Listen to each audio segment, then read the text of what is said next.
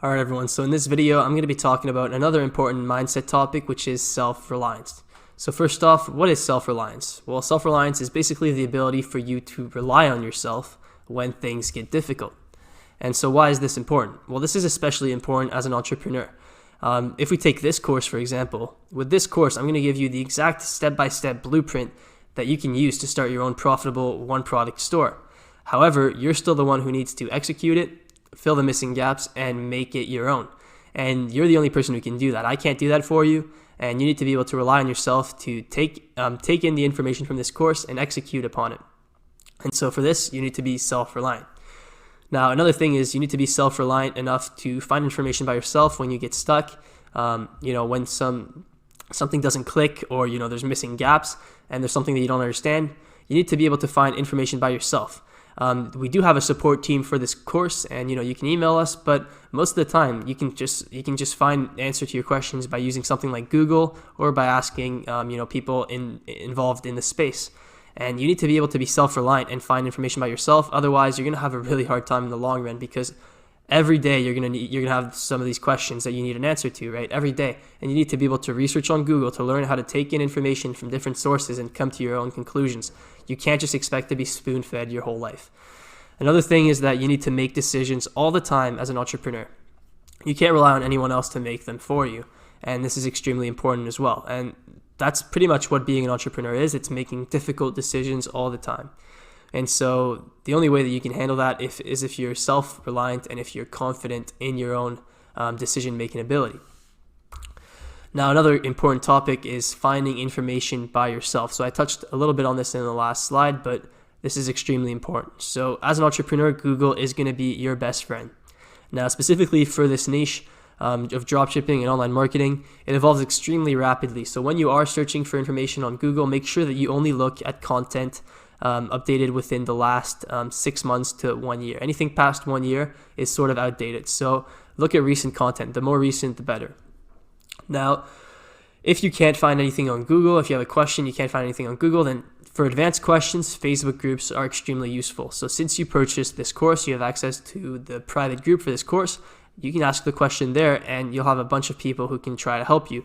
Just make sure that you don't waste people's time with basic questions that you can search on Google, because that annoys everyone. You can, if there's a simple question like what's CPM, if someone asks that, it's offensive because they didn't even take the time to just try to Google it. They'd rather waste someone's time and ask the question than Google what is CPM.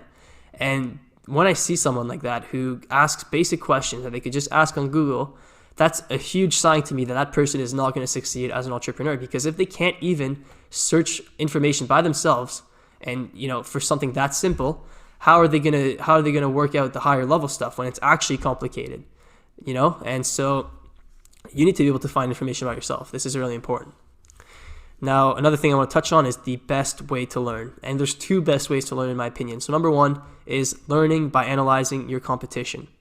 And so that's the absolute best way to learn. So if you know what you're trying to evolve in, if you have a competitor and that's kind of like your model for who you're trying to, what you're basing your store around. For example, for me, most of my brands, one of the brands that I look up to is HiSmile. It's a one product brand that does extremely well, and so that's like one of the main inspirations for me. And so when I want to learn more about marketing strategy, one thing that I'll do is I'll go back to HiSmile and I'll really analyze everything that they're doing. I'll analyze their website design, I'll analyze their ads, and so I learn a lot that way, right? Because I can see what they're doing. And especially nowadays, there's a lot of transparency on ad platforms. For example, Facebook, you can see all the ads that a brand is running, right? So there's a lot to learn from analyzing your competition, is basically what I'm saying. And one other thing that I wrote here is that actions speak louder than words. So watch how their successful stores achieve their results and try to model it, And the second way to learn is to be curious and to test things out for yourself relentlessly. And this is how I learned most of my e-commerce knowledge, is I just tested everything by myself relentlessly. And the more that you start testing things out for yourself, the more that you will learn and truly understand. And so so that's the best way to put it. The more you will learn and truly understand, because your brain, when you test something for yourself, something really clicks. It's different than if someone just tells you something. You don't really take it in as well as if you test it for yourself and you see the results. then something really clicks and you don't forget it. And so when you test things for yourself, you're going to learn and understand things a lot faster.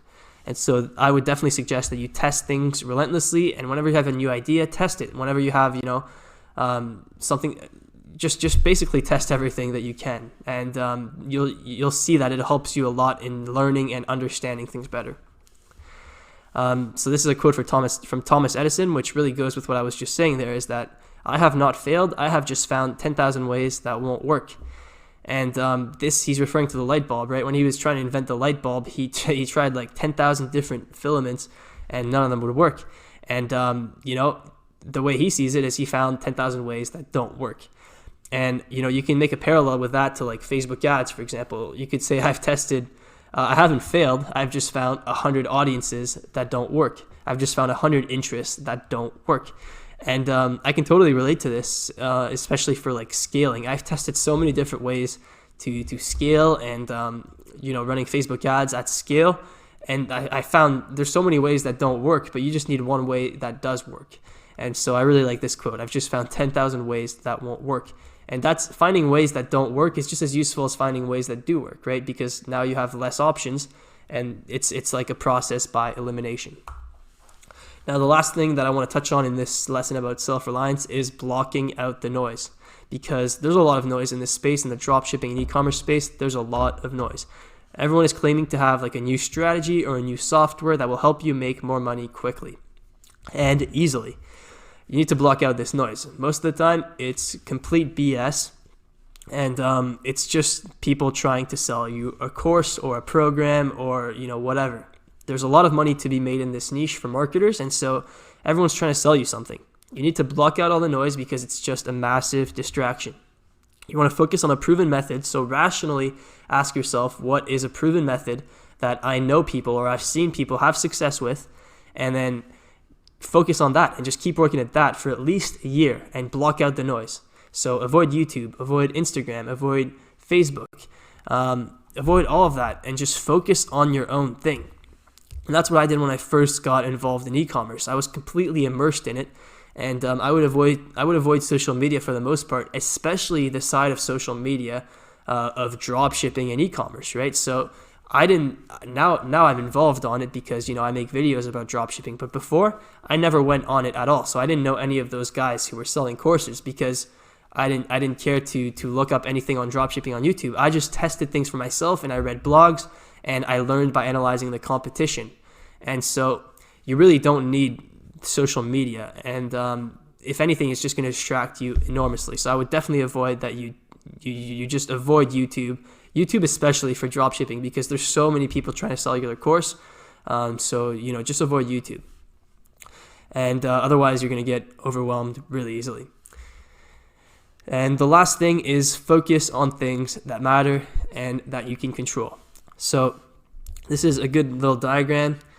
There's some things that matter and things that you can control. That's what you want to focus on. If something doesn't matter, don't focus on it. If you can't control something, don't focus on it. Now, this seems self-evident, but when you are faced with like a problem like this, just think of this Venn diagram, because it does help to help you think rationally. For example, sometimes if your Facebook ads are doing terrible one day, right? And all you can think about is how your Facebook ads are doing terrible, you're not making any progress. It's not helping you whatsoever because you can't control it. It does matter. So it'd be in this section, in this white area of things that matter, but it's not in things that you can control. So you shouldn't focus on it. For example, things that matter and things that you control instead would be like making new creatives or something, right? Like I identify what's not working with my ads, or test new ad copy, or test new audiences. That's what you should focus on. Things that you can control and things that matter. And this is really important. It's self-evident, but you want to keep it in mind whenever you run into sort of a problem like this. And that's it for this lesson, and I'll see you guys in the next lesson.